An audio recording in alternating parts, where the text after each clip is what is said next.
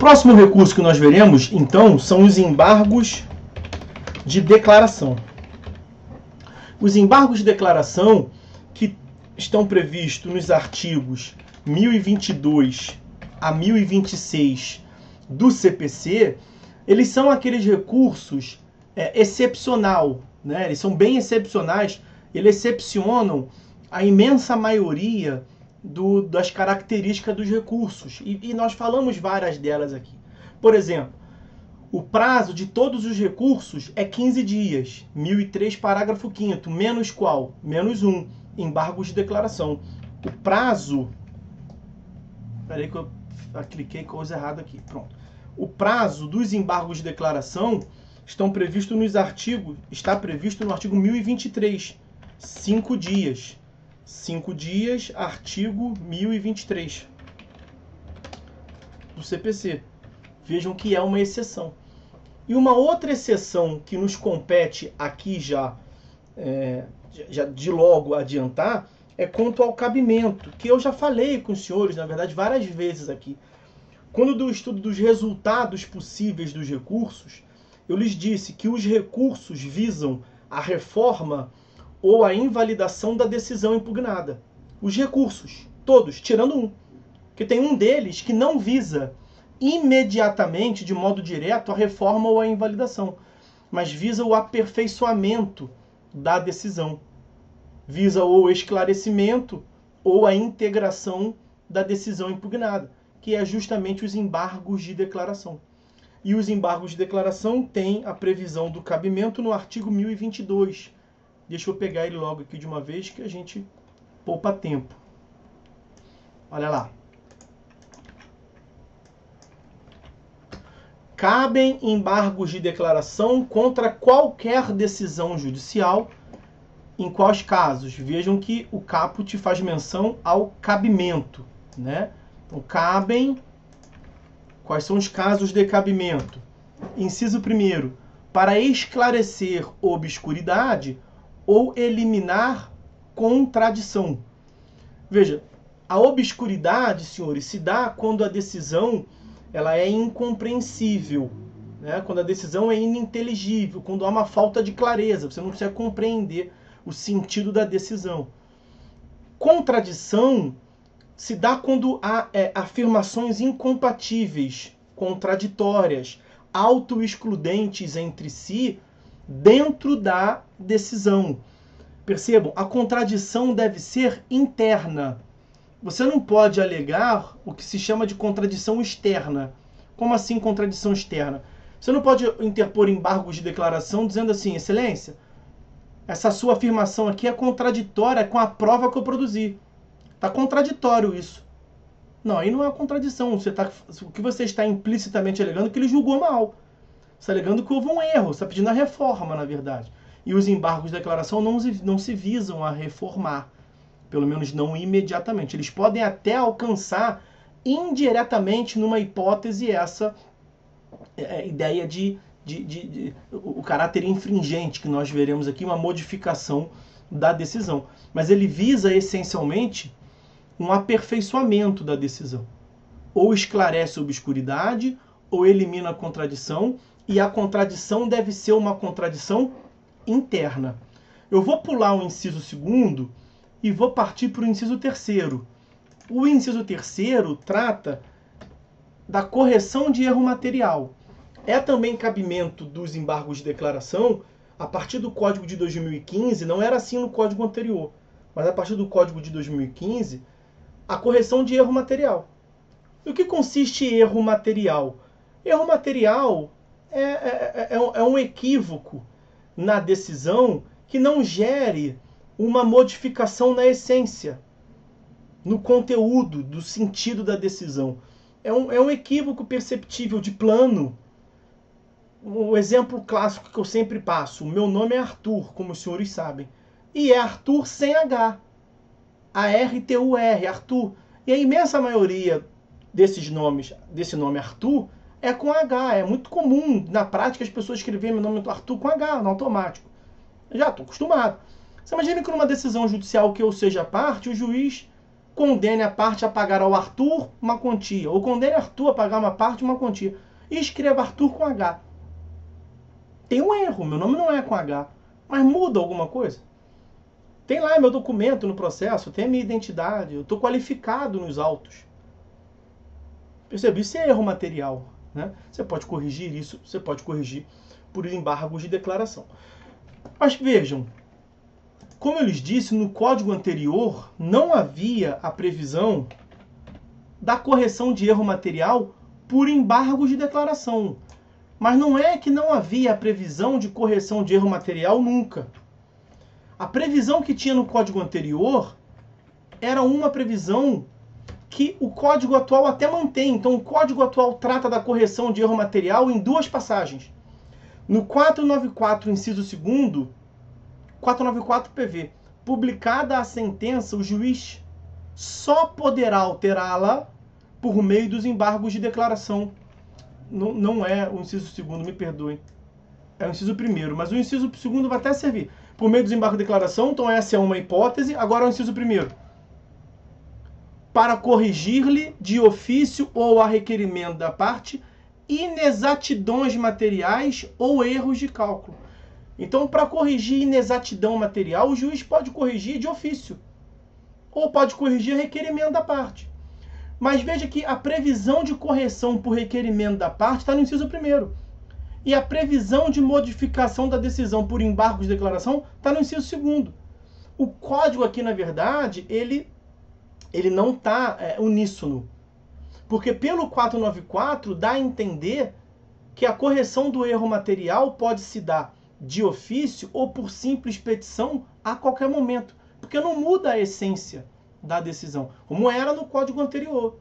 Se você for analisar o 1022, inciso 3º, que foi o que nós vimos até agora, ainda agora, o 1022, inciso 3º, a conclusão que você chegaria é que só poderia por embargo de declaração, e passados os 5 dias do prazo dos embargos, não pode mais mexer. E não é essa a interpretação. Então, do lado do 1022, inciso 3º, eu aconselho os senhores a botar o 494, inciso 1º.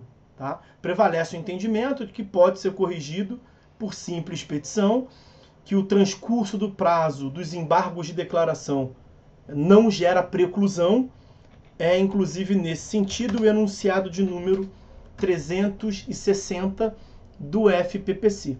A parte pode corrigir inexatidões, erro material por simples petição.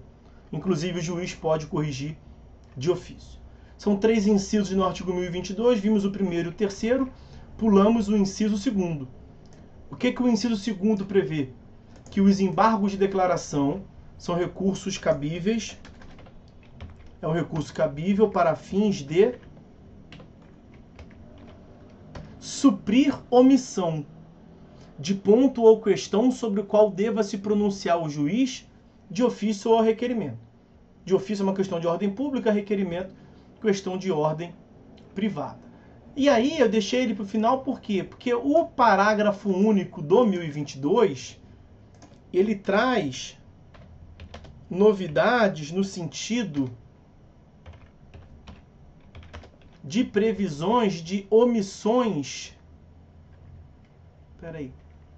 Omissão por presunção. Parágrafo único do 1022. Considera-se omissa a decisão que... Então, veja, a lei está dizendo que é omissa, não é uma... O juiz não vai analisar se é ou se não é. A lei está dizendo que é. Então, a previsão do inciso 2º, cabimento dos embargos em caso de omissão, ela é complementada pelo parágrafo único que vai facilitar a vida do embargante, né? Nesses casos, tem omissão. Quando que tem uma omissão presumida pelo legislador? Quando a decisão deixar de se manifestar sobre tese firmada em julgamento de casos repetitivos ou incidente de assunção de competência aplicável ao caso sob julgamento e dá um pronunciamento vinculatório. O juiz deveria aplicar um pronunciamento que é vinculante e não aplicou. A omissão é presumida. Ou quando a decisão incorrer em qualquer das condutas descritas no artigo 489, parágrafo 1º, que é um vício de fundamentação, como nós vimos. O parágrafo 1º prevê condutas que tratam de uma pseudo-fundamentação, falsas fundamentações, né? Quando o juiz se limita a reproduzir texto de lei. A decisão é omissa, porque ele tem que fazer mais do que isso. Então, ele se omitiu. Para fechar essa questão do cabimento e para que a gente possa avançar, uma consideração aqui. O artigo 48 da Lei do Juizado Especial, a Lei 9.099 de 95, ela previa o cabimento de embargos de declaração em caso de dúvida. E aí tinha muita crítica da doutrina, né? Porque dúvida é um estado subjetivo. Contradição é algo objetivo. Você mostra para o juiz numa linha você diz uma coisa, na outra linha você diz coisa diametralmente oposta. Um critério objetivo. A dúvida é uma questão subjetiva. Então você vai poder interpor embargo de declaração e faz toda a decisão. Basta que você alegue. Estou em dúvida aqui, excelência. Não é isso. Não cabe embargo de declaração em caso de dúvida. E aí, veja, eu disse, previa no passado, né? Porque não prevê mais. E não prevê mais porque foi revogado pelo Código de Processo Civil de 2015.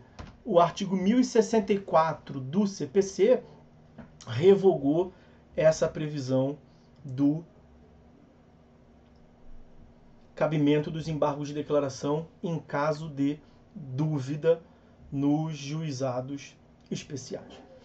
Voltando rapidamente ao caput do 1022, deixa eu destacar ele aqui para os senhores.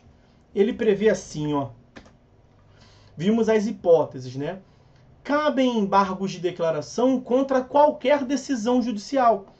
Então não há dúvida que cabe embargo de declaração em face de qualquer decisão judicial. O recurso visa impugnar decisão judicial. Até aí nós fomos numa boa, sem dificuldade. 1022 caput. A questão é o seguinte.